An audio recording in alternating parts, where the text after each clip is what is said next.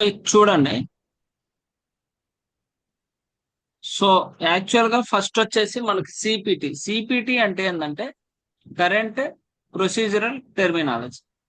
CPT అంటే ఏంటంటే current procedural terminology. Okay, just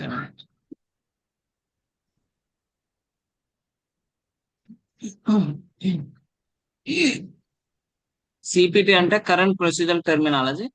so currently we are using 2025 edition.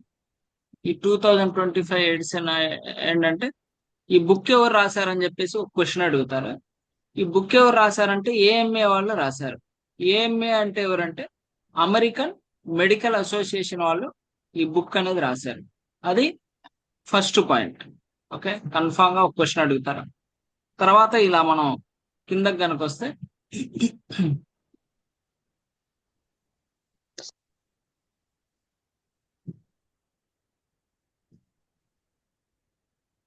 ఒక్క నిమిషం.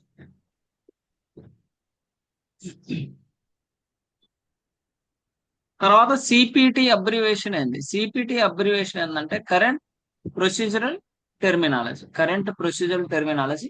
ఈ బుక్ ఎవరు రాశారంటే అమెరికన్ మెడికల్ అసోసియేషన్ వాళ్ళు ఈ బుక్ అనేది రాశారు. తర్వాత సిపిటి కోడ్ ఎలా ఉంటుందంటే మొత్తం న్యూమరిక్ ఫార్మేట్ లో ఉంటుంది. మనం ఐసిడి కనుక చూసాం అనుకోండి, కొంచెం ఆల్ఫాను కొంచెం న్యూమరిక్ అలా ఉంటది కదా. బట్ ఈ సిపిటి అనేది మొత్తం న్యూమరిక్ ఫామ్ లో ఉంటది. ఆ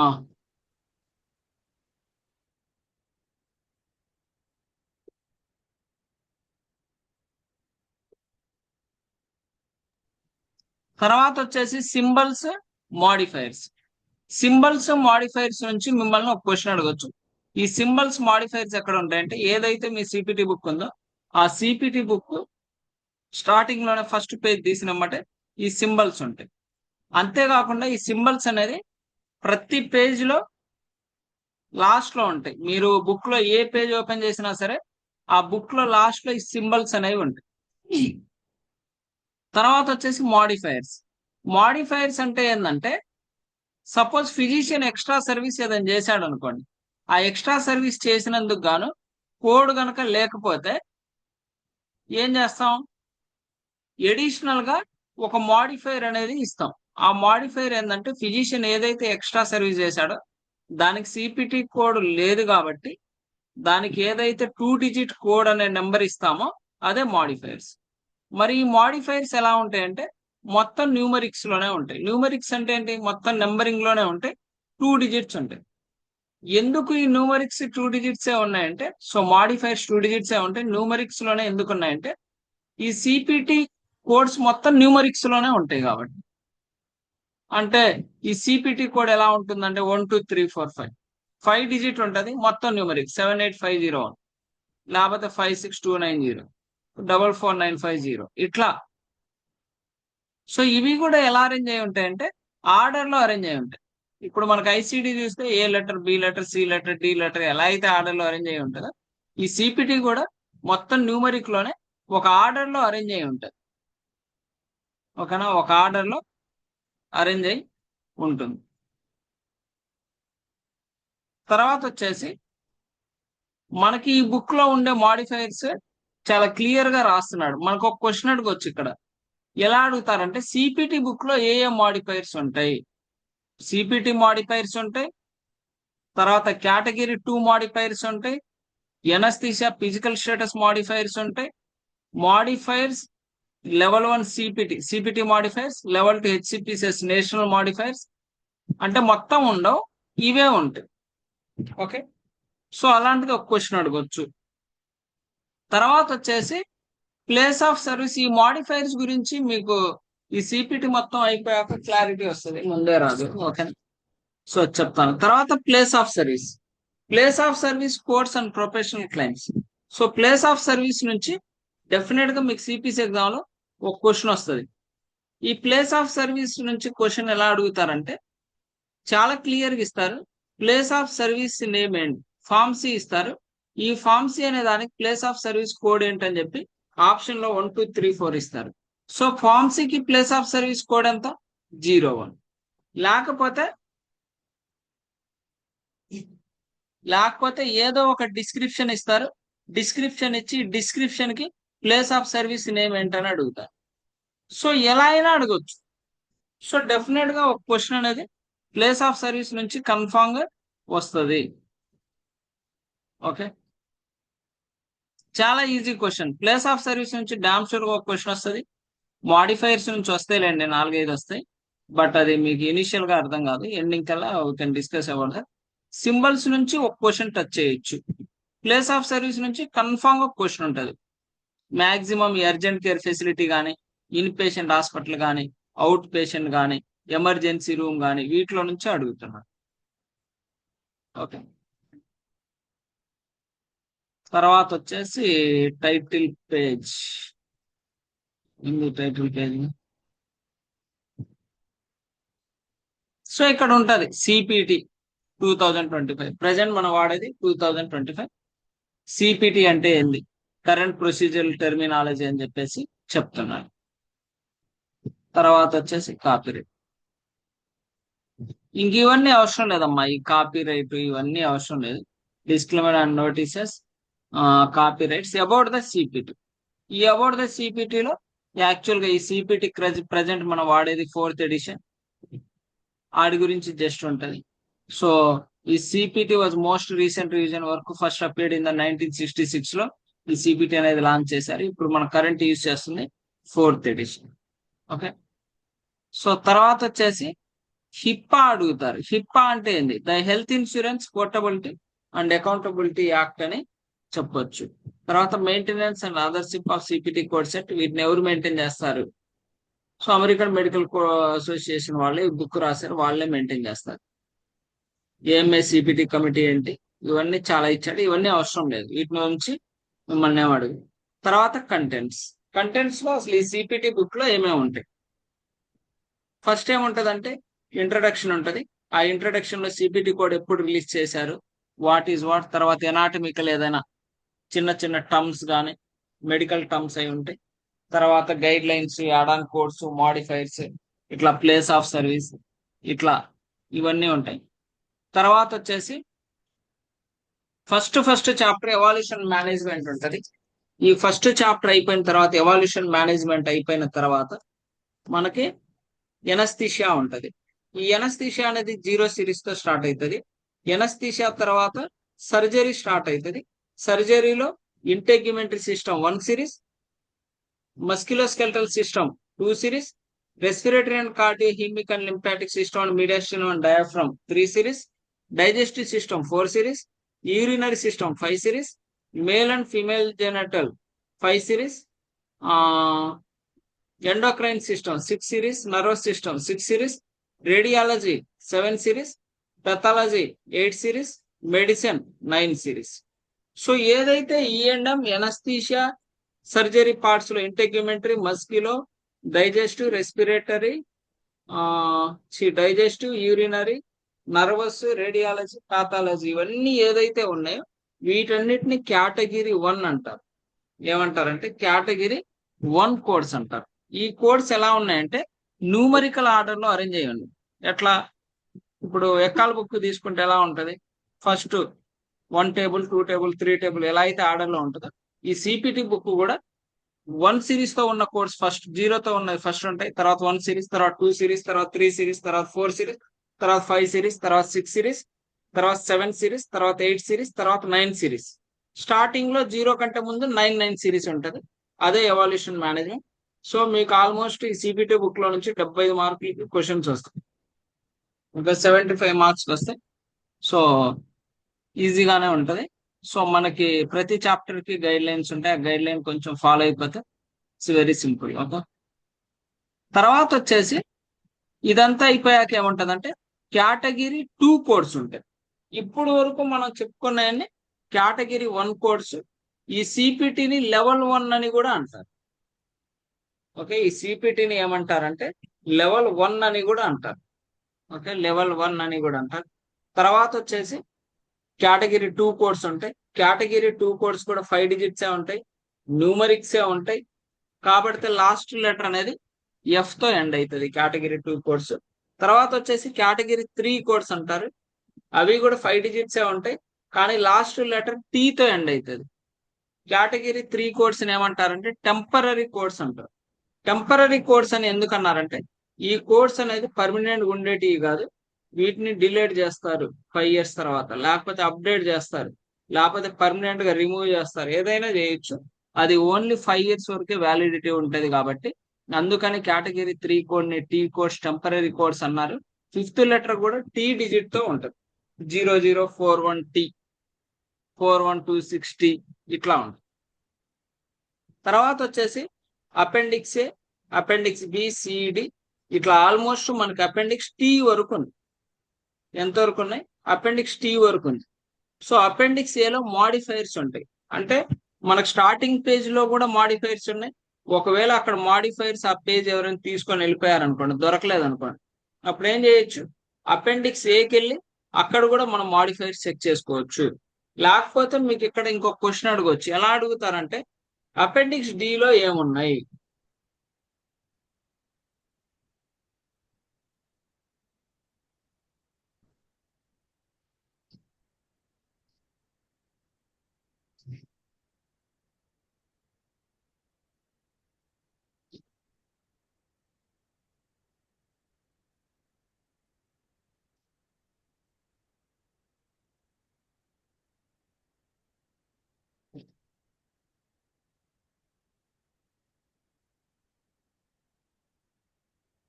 అపెండిక్స్ డి లో ఏమున్నాయి? యాడ్ ఆన్ కోడ్స్ ఉన్నాయి. లేకపోతే ఈ ఆల్ఫాబెటికల్ క్లినికల్ టాపిక్ లిస్టింగ్ అనేవి ఎక్కడ ఉన్నాయి? అపెండిక్స్ హెచ్ లో ఉన్నాయి.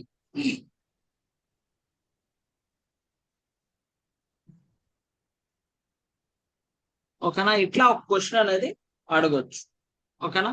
సో మనకి ఏమేమి ఉన్నాయి? Category 1, category 2, category 3.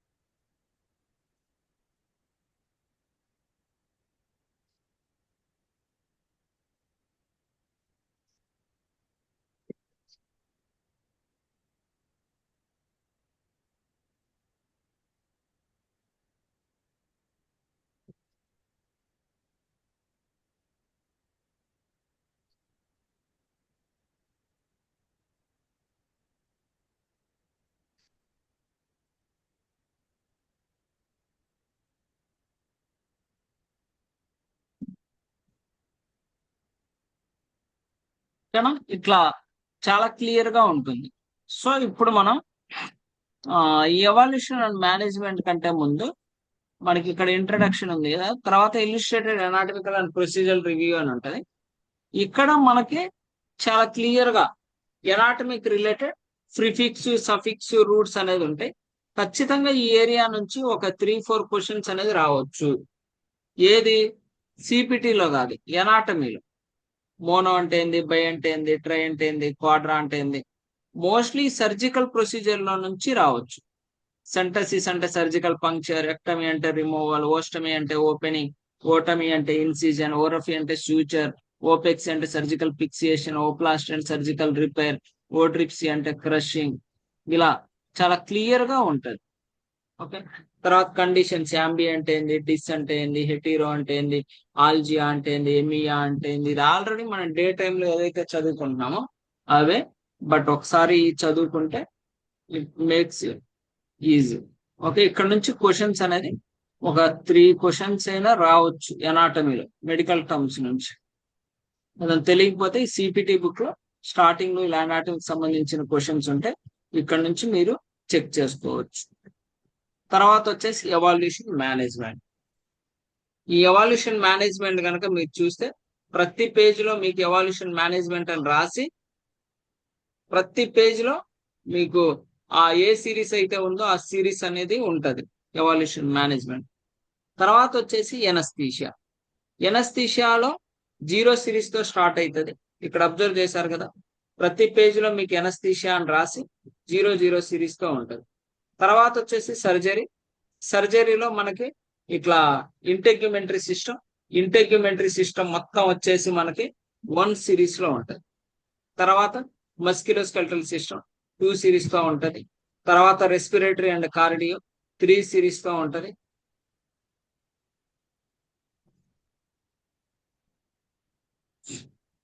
Respiratory and cardio, first respiratory ఉంటది 3 సిరీస్.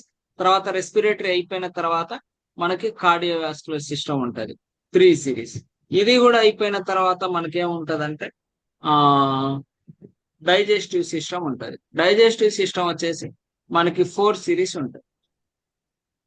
ఇది కూడా అయిపోయిన తర్వాత మనకి ఏముంటుందంటే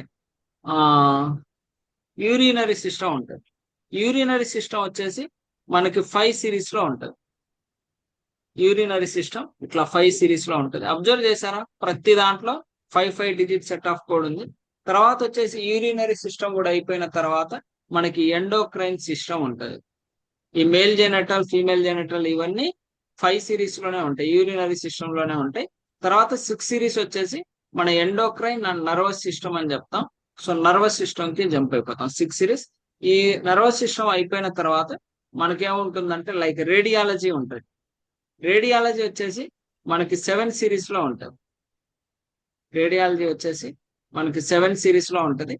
ఆ రేడియాలజీ అయిపోయిన తర్వాత we're having the pathology, that is in the 8 series. ఇక్కడ అబ్జర్వ్ చేయండి, రేడియాలజీ మొత్తం మనకి ఇట్లా 7 సిరీస్ లో ఉంటుంది. 7 సిరీస్ లో ఉంటుంది. After radiology we're having the pathology with the 8 series. ఇట్లా ప్యాథాలజీ ఉంటుంది. ప్యాథాలజీ మొత్తం మనకి ఇలా 8 సిరీస్ ఉంటుంది. సో ఈ ప్యాథాలజీ అయిపోయిన తర్వాత మనకి మెడిసిన్ అనే చాప్టర్ ఉంటుంది. ఆ మెడిసిన్ అనే చాప్టర్ వచ్చేసి మీకు 9 సిరీస్ లో ఉంటుంది. 9 సిరీస్ లో ఉంటుంది. వన్స్ ఆ 9 సిరీస్ కూడా అయిపోయిన తర్వాత మనకేంటంటే కేటగిరీ 2 కోడ్స్ అనేది ఫామ్ అవుతాయి. మనకి కేటగిరీ 2 కోడ్స్ అనేది ఫామ్ అయితే ఇది యాక్చువల్ గా మెడిసిన్ చాప్టర్. ఈ మెడిసిన్ చాప్టర్ కూడా అయిపోయిన తర్వాత మెడిసిన్ చాప్టర్ వచ్చేసి మనకు మొత్తం 9 సిరీస్ లో ఉంటుంది. 9 సిరీస్ లో ఉంటుంది. ఈ మెడిసిన్ చాప్టర్ కూడా అయిపోయిన తర్వాత మనకి కేటగిరీ 2 అనేది ఉంటుంది. ఓకే, ఈ కేటగిరీ 2 వచ్చేసి మనకి ఇక్కడ ఇస్తాడు. Current procedure terminology contain the supplemental tracking code that can be used for the performance measurement. మిమ్మల్ని అడుగుతారు కేటగిరీ 2 కోడ్స్ దేనికి, ఇలా supplemental tracking codes and performance measurement codes అని చెప్తారని అంటారు కేటగిరీ 2 కోడ్స్. తర్వాత ఇక్కడ డౌన్ కనుక వస్తే category 2 code describe in this section makes an alphabetical character as 5th character in the string.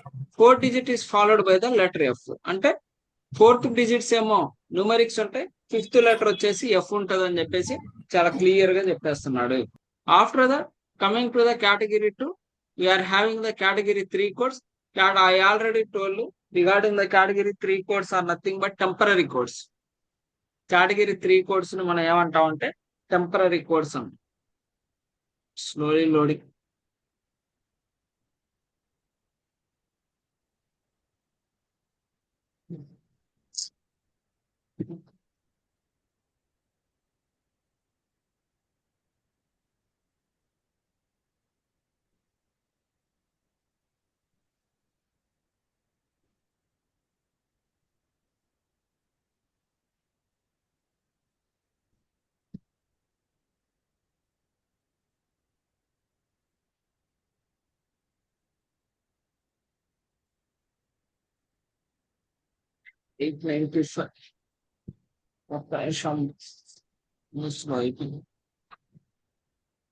So ఈ కేటగిరీ 2 కోడ్స్ తర్వాత కేటగిరీ 3 కోడ్స్ ఉంటాయమ్మా.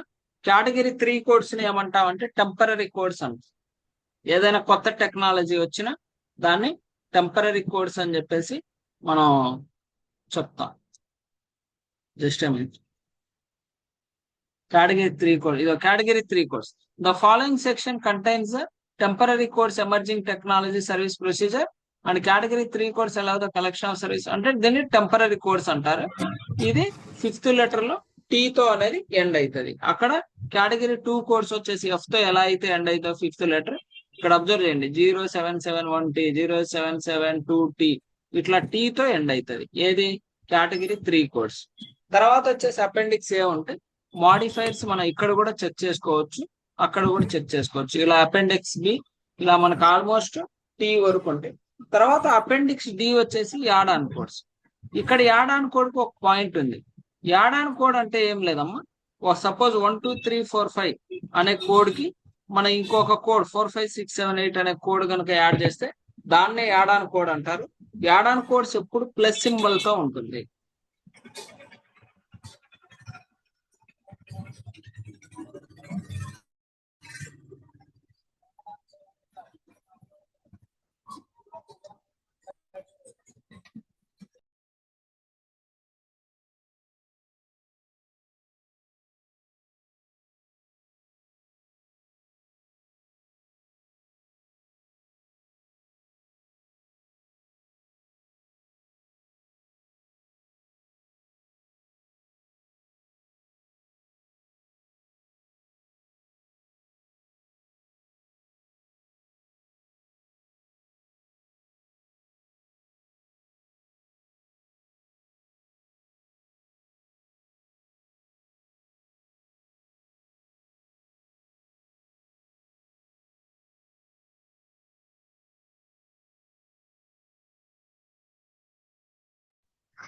సో ఇట్లా ఏదైతే కోడ్ ప్లస్ సింబల్ తో ఉంటుందో దాన్ని యాడ్ ఆన్ కోడ్ అంటారు.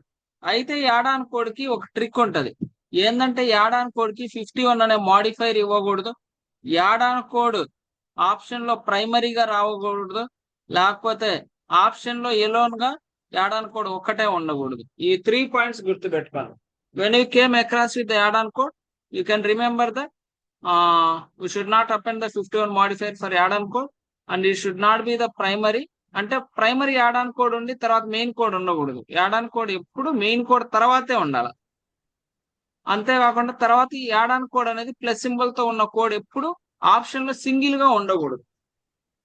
ఓకే, అలా కనుకుంటే మన ఆప్షన్ అనేది ఎలిమినేట్ చేయొచ్చు. సో యాడ్ ఆన్ కోడ్ గురించి ఆ 3 పాయింట్స్ చూసుకోండి చాలు. ఓకే, తర్వాత వచ్చేసి ఇలా అపెండిక్స్ డి ఆల్మోస్ట్ ఇలా టీ వరకు ఉంటాయి. తర్వాత నేను ఇంట్రొడక్షన్ లో చెప్పేది ఏంటంటే అసలు సిపిటి కోడ్ అనేది ఎలా చదవాలి, ఇదొక్కటి తెలుసుకుంటే ఈజీ. అసలు సిపిటి కోడ్ అనేది ఎలా చదవాలి. సో నేను ఒక ఎగ్జాంపుల్ చూపిస్తాను. So I'm taking that example from anaesthesia. So suppose ఇది ఉందనుకోండి, ఇక్కడ 00100 anaesthesia for procedure on salivary gland including biopsy అని ఉంది. 102 anaesthesia for procedure involving the plastic repair of cleft lip అని ఉంది. సో ఇలా ఉన్నాయి. దీంట్లో ఏది మెయిన్ కోడ్, ఏది యాడ్ ఆన్ కోడ్, ఏది సబ్ కోడ్ అనేది మీకు తెలియాల. ఇక్కడ ఏ కోడ్కి కూడా ప్లస్ సింబల్స్ లేవు కాబట్టి ఇవన్నీ యాడ్ ఆన్ కోడ్స్ అయితే కాదు, అది ఫిక్స్. ఒకవేళ యాడ్ ఆన్ కోడ్ కనుక ఉంటే ఖచ్చితంగా ఆ కోడ్ ఎదురు ప్లస్ సింబల్ ఉంటది. సో ఇవైతే యాడ్ ఆన్ కోడ్స్ కాదు.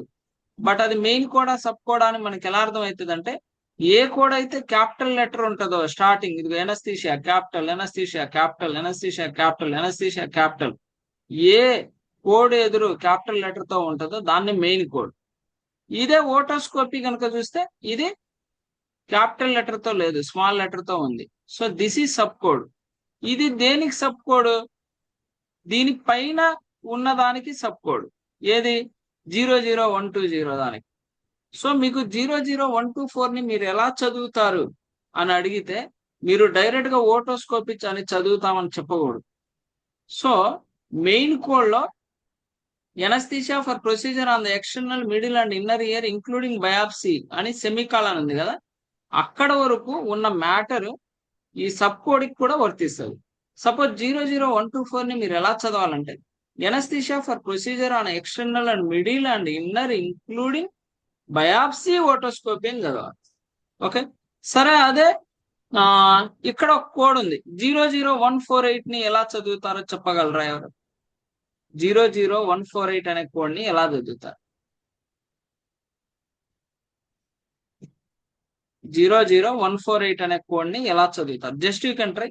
So 148 sub, 147 sub code, 145 sub code, 144 sub code, 142 sub code. So this 148 code is depend on the main code. ఎక్కడ ఉంది? 140లో ఉంది. Anaesthesia for procedure on I semicolon వరకు ఉన్న matter చదివి ఆప్థాల్మోస్కోపీ చదవాలి. సో 00148 ని మీరు ఎలా చదువుతారని సిపిసి ఎగ్జామ్ లో క్వశ్చన్ కనుక అడిగితే anaesthesia for procedure on I అని చదివి ఆప్థాల్మోస్కోపీ అని చదువుతామని చెప్పాలి. డైరెక్ట్ గా ఆప్థాల్మోస్కోపీ చదవకూడదు. లేకపోతే anaesthesia procedure I not otherwise specified అని చదివి ఆప్థాల్మోస్కోపీ చదవకూడదు. జస్ట్ సెమీకాలన్ వరకు ఉన్న మ్యాటర్ చదివి ఆప్థాల్మోస్కోపీ చదవాలి. సో ఇప్పుడు మీరు చెప్పండి, ఎవరైనా 00176 ని ఎలా చదువుతారు? 00176 ని ఎలా చదువుతారు? ఎవరైనా చెప్పండి అమ్మా. రాంగ్ అయినా ప్రాబ్లం లేదు. ఐ కెన్ మీకు చెప్తాను అర్థమయ్యేటట్టు. ఓకేనా? తెలియకపోతే you can tell me, I can repeat again, no issue. 70తో పాటు సెమీకాలన్ ముందు వరకు చదివి దాని తర్వాత ఈ కోడ్ యాడ్ చేయాలి. అదే ఇక్కడ ఎనస్థీషియా ఇంట్రా ఏమని చదవచ్చు? Anaesthesia for ఇంట్రాఓరల్ procedures including biopsy అని చదివి రేడియల్ సర్జరీ అని చదువుతాం. ఓకే కదా? సో కన్ఫామ్ గా ఒక క్వశ్చన్ వస్తుందమ్మా. అది ఎక్కడి నుంచి వస్తుంది ఎవరికి తెలియదు. బుక్ లో ఎక్కడి నుంచి అయినా రావచ్చు. ఏదో ఒక ఆయన నచ్చిన కోడ్ ఇచ్చి ఆ కోడ్ ని మీరు ఎలా చదువుతారని చెప్పేసి కింద ఆప్షన్ ఇస్తాడు. సో కరెక్ట్ గా మ్యాచ్ చేసుకొని ఆప్షన్ ఉంటది, అది మన ఆన్సర్. సో ఇంతవరకు ఇంట్రడక్షన్ అమ్మా. రేపు వచ్చేసి నేను మీకు రేడియాలజీ టాపిక్ చెప్తా. ఓకేనా? సో కొంచెం 7 సిరీస్ 8 సిరీస్ ఈజీగా ఉంటాయి. సో అందుకని ఫస్ట్ స్టార్ట్ చేస్తా. ఓకేనా? రేడియాలజీ, పాథాలజీ అనే టాపిక్స్ అనేవి చెప్తాను. ఓకేనా? రేపు డైరెక్ట్ గా 7 సిరీస్ కి జంప్ అయిపోదాం. సో 7 సిరీస్ తర్వాత అది ఎలా ఏంటని చెప్పేసి చెప్తాను. ఓకేనా? నందిని మీరు మామూలుగా వినండి రేడియాలజీ, పాథాలజీ. ఓకేనా? అప్పుడు సిపిటి మొత్తం అయిపోతుంది ఆల్మోస్ట్. మళ్ళీ ఓకే సార్. వినండి, మీరు ఎవరైనా వినాలంటే మళ్ళీ ఇంకొకసారి వినండి. సిపిటిఏ మనకి మెయిన్. ఐసిడి, ఈ అనాటమీ ఏ ఉండదు, ఈజీనే ఉంటాయి. తర్వాత హెచ్సిపిసిఎస్, బిల్లింగ్ అని ఉంటాయి. 3 క్వశ్చన్ వస్తాయి. అది రేడియాలజీ, పాథాలజీ తర్వాత ఆ 2 టాపిక్స్ చెప్తా. ఓకేనా? సరే అమ్మా, ఇంతవరకు చాలండి. సో నేను రికార్డెడ్ సెషన్ మీకు షేర్ చేస్తాను. You can just go through that once. Sai Kumar మీకు ఓకేనా? అర్థమైందా? అర్థమైంది సార్. ఒకసారి రివైజ్ చేయండి. ఆల్రెడీ మీ దగ్గర బుక్స్ ఉన్నాయి కాబట్టి ఈ సిపిటి బుక్ మీ దగ్గర పెట్టేసుకొని నేను ఏదైతే చెప్పానో ఒకసారి మీరు ఆ రికార్డ్ విని బుక్ ఒకసారి లేదండి, బుక్ రివైజ్ చేసుకోండి. తీసుకోలేదు. అర్థం కదా?